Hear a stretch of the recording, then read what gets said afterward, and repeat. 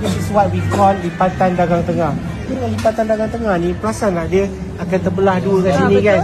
And then nanti dia terkangkang tau. Pakai makin menurut, makin terkangkang. So kita tak nak. Second, apa yang kita tak nak dengan lipatan kali ni, perasan tak bila kita gulung, benang-benang ni terkeluar. Pun kurang kemas. Kalau mau tidur, apa yang kita tak nak, kita gulung. Dah besar macam ni. So kita tak nak tiga benda tu. So apa yang perlu kita buat, kita kena tukar cara lipatan. Okay. First of all, kita kena lipat samping ni masuk ke dalam. Okay, the reason kita masuk, berapa banyak masuk? The reason kita masukkan ke dalam, kita nak pendek kan. Satu benda kita nak pendekkan, lagi satu sebab kita tak nak bila kita gulung benang-benang yang tadi terkeluar. So macam ni kan dah macam tu. Dia cantik. And then berapa banyak nak masuk kan.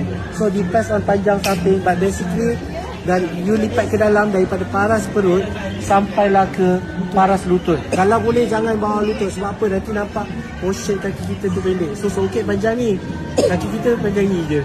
So tak cantik. So biar dia sama panjang. Okay. So apa yang kita boleh buat. And then next step, kita nak kena lipat samping ni one side. Okay.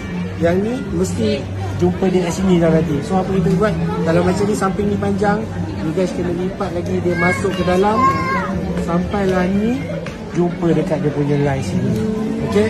So ni untuk lipatan dah berjaya lah kat sini. Tapi bila orang nak gulung dia dah gulung nanti longgar lah, londe-londe lah.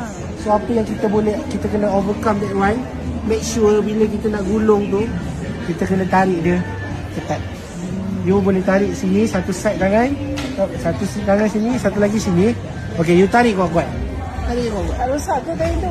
Taklah, tarik kuat-kuat tu untuk bagi dia grip dekat bahagian pinggang ni. Okay, nak pakai belt ke tak nak belt?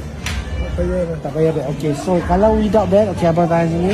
So sini akan jadi kita punya lock mechanism lah. Okay, so lock once, mechanism okay. So once kita nak lock dia, tolong kita pusingkan sini. Okay, make sure kita pusing sini dulu, kita tahan. And then all the way sampailah ke belakang. Okay, lipatan pertama ni dalam 2 jari tau. Okay.